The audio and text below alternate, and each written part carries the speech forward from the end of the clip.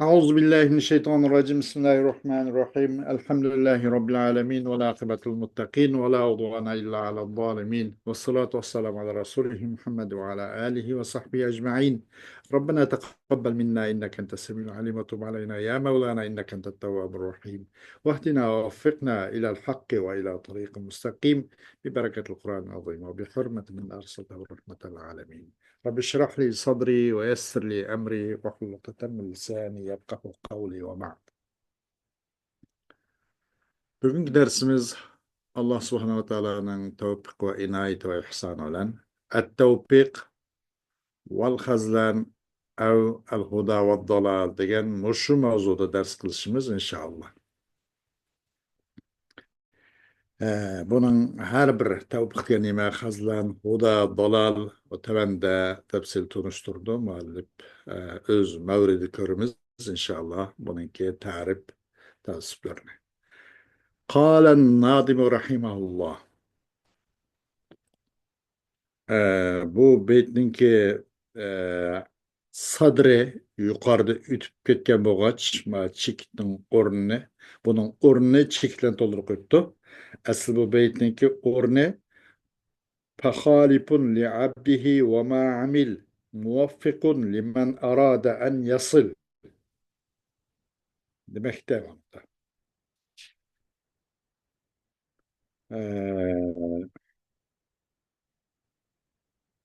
وَخَازِلٌ لِمَنْ أَرَادَ بُعْدَهِ buna ama nemisi devamı hemen de gelirken ma ikinci beytinki aczi.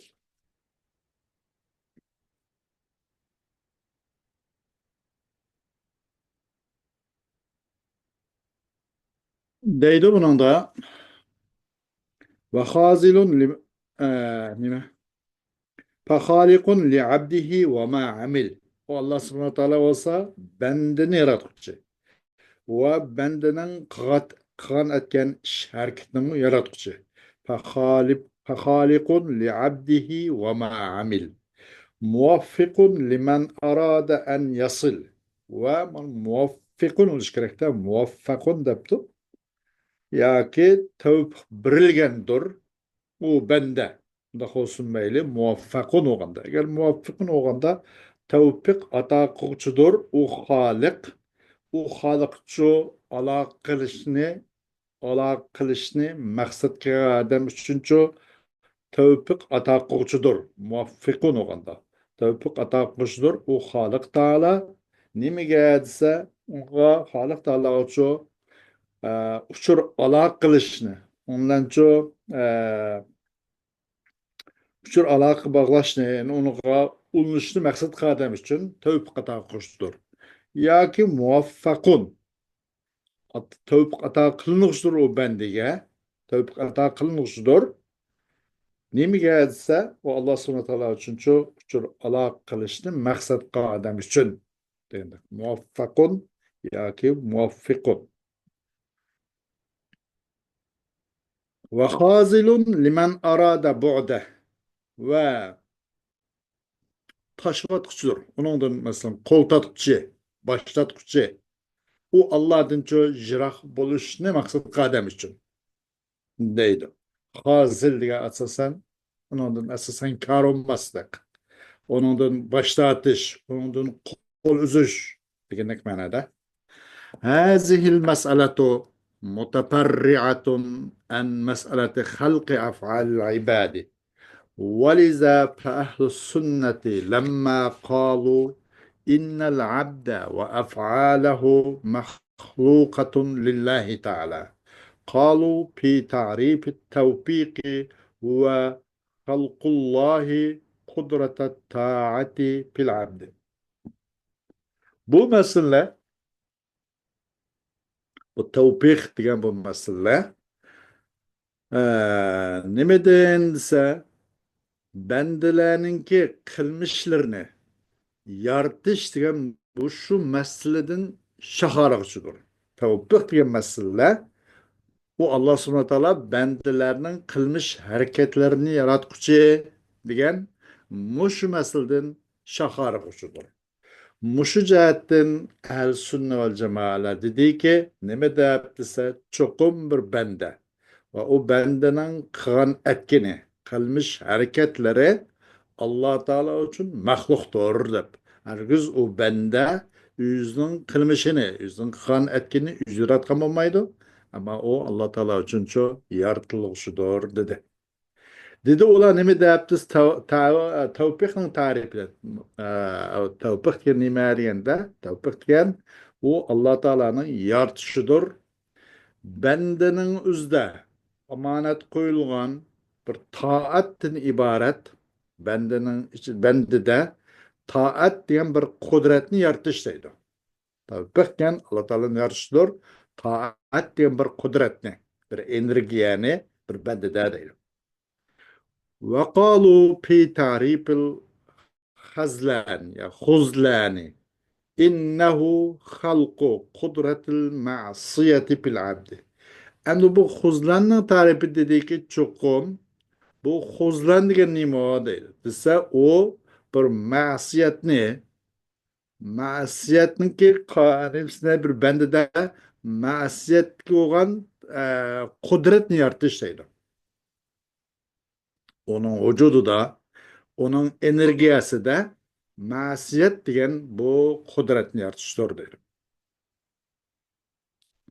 Amma tawfiqu عند المعتزلة فمعناها إظهار الآيات في خلقه الدالة على وحدانيته وإبداع العقل والسمع والبصر في الإنسان وإرسال الرسل وإنزال الكتب لطفا منه تعالى وتنبيها للعقلاء من غفلتهم وتقريبا للطرق إلى معرفته وبيانا للأحكام تمييزا بين الحلال والحرام وحيث إنه تعالى فعل ذلك فقد وفق وهدى. Ama tevfik diyen bu okumnunki mezmunu Mu'tezile'nin karşıda.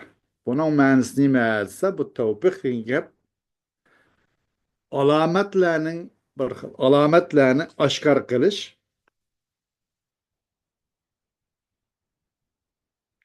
bir xil alomatlarni oshkor qilish bu Allah subhanahu taoloninki xilqatiki yaratquchisi, uqtuvchisi bu alomat Allah subhanahu taoloninki birligini uqtirdigan bir belgilarni oshkor qilish, alomatlarni oshkor qilish deydi. Va aqlni paydo qilish, ko'rish, anglash quvvat, ko'rish quvvatni iborat buni paydo qilish insonda payg'ambar avatish va kitoblarni tushirishdan iborat. Ammo bu Alloh taolaning lutfidan buni o'zi. Chunki Alloh taolo vojib bo'lib qilish bundaq vojib tariqada emas. Alloh taolo o'z nimadan rahmatidan bundaq lutfan Alloh subhanahu taoloniki marhamatidan buni avatganlik, payg'ambar avatish, kitob tushirish, aql va nima anglash, ko'rish bu xil quvvatlarni paydo qilish deydi. Tavfiq deganimiz shu deydi. Va uqalalarni ularni g'aflat qilishdan ogohlantirganlikning jahdida deydi. Va aynacho Alloh subhanahu taoloni tunish qilgan yo'lni yiqqanlikning jahdida.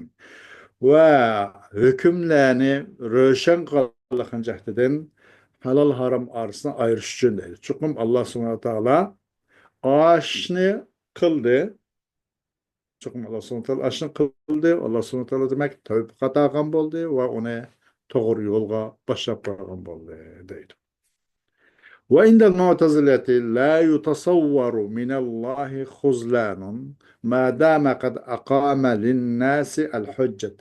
Mu'tazile'nin karşıda Allah subhanahu teala'dan xuzlan degan kelime tasavvur qilinmaydi. Çünkü qachoniki Allah subhanahu teala insonlarga hujjatni turg'izgan bo'lsa, unaqa masalan shu vujudicha o'zining birlik borlig'i uqtirdigan dalolat qilgan oyatlarni Şu nimede etraf alem arlıqda ve yüzünkü vücudu da mesela dalail afakiyye ve dalail enfusiyetten ibaret.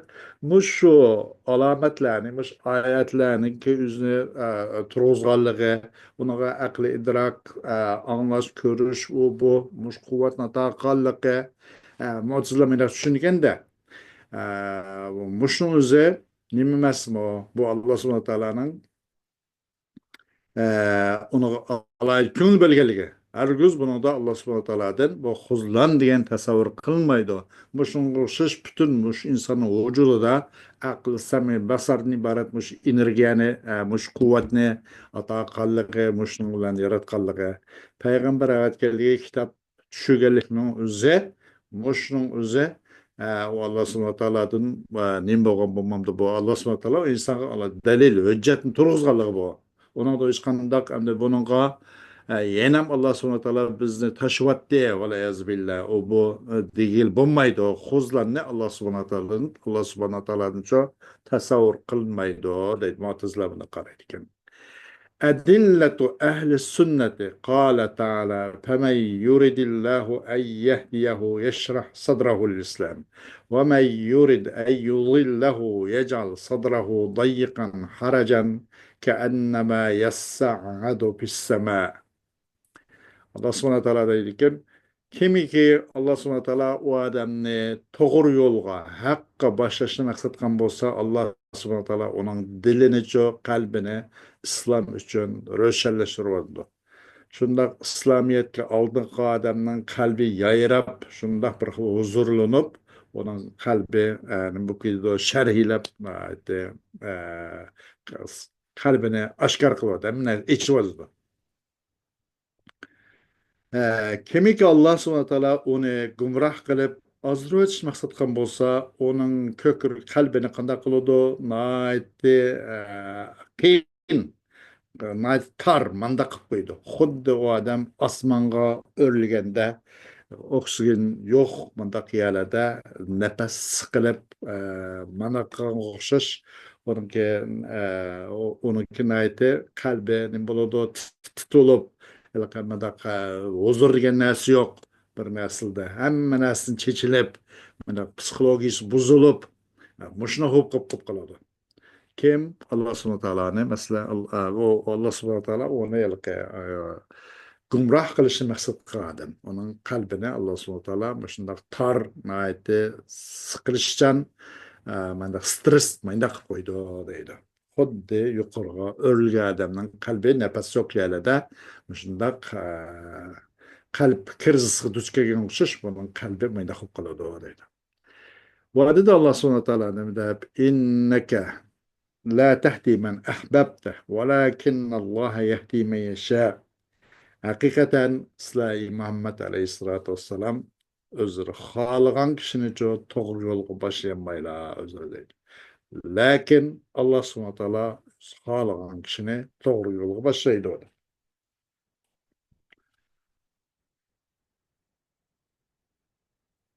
وقال ولو شئنا لآتينا كل نفس هداها. Va dedi Allah Teala eğer halgan bolsak biz her kandak bir can egesinçe onga hidayetine bergen bolatdık. Hemmilerini biz doğru yolu başlatkan bolatdık deydi. Ve kal fe innallâhe yudillu me yeşâ'u ve yehdi me yeşâ'. Hakikaten Allah subhanahu teala halgan kişini azdırdı ve halgan kişince doğru yolga başlaydı. وكل عاقل إذا تأمل الملابسات والألطاف التي هيأها الله تعالى للمهتدي حتى أوصلته إلى الهداية من عوامل الوراثة غريزة والتربية والبيئة والتعليم والاكتساب إضافة إلى ما رزقه الله تعالى من حب الهداية وانشراح صدره وانشراح صدره لها مما لا يد له فيه ولم يفعله بنفسه وإنما باشر أسبابها وعرف أنه ليس أهلا لأن يلقيها الله تعالى فيه إذا تدبر ذلك قل له عرف حقا أن الهدى والتوفيق لا ينسبان إلا إلى الله وحده. قال تعالى قل إن هدى الله هو الهدى. Her kandak akıl egisi kaçan bu e, mulabasat, bu zuruplarını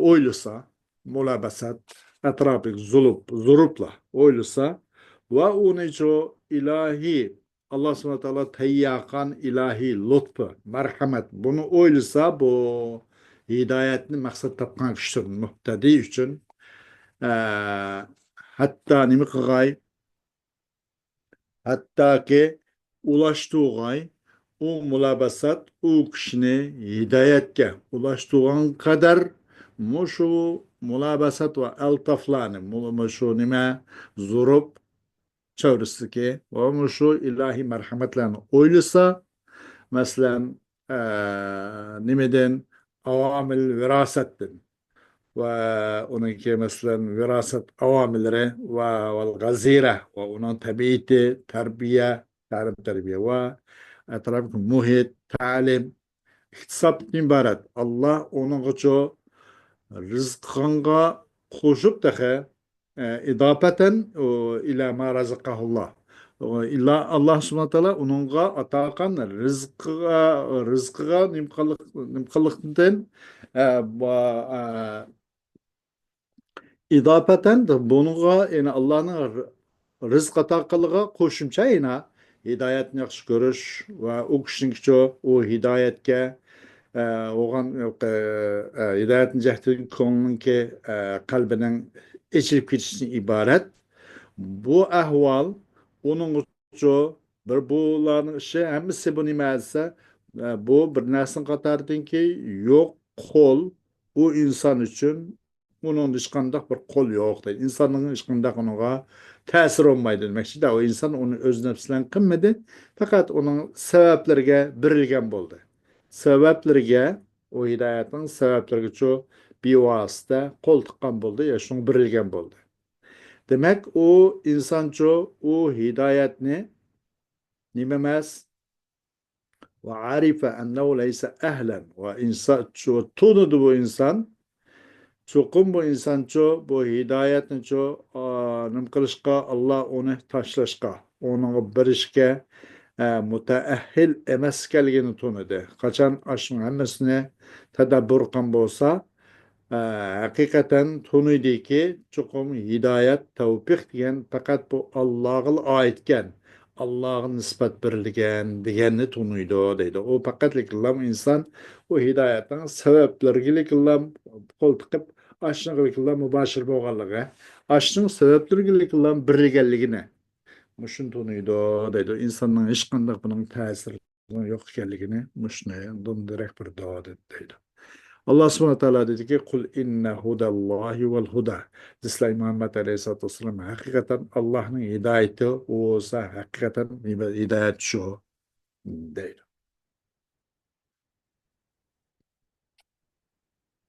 Hoş. Hem de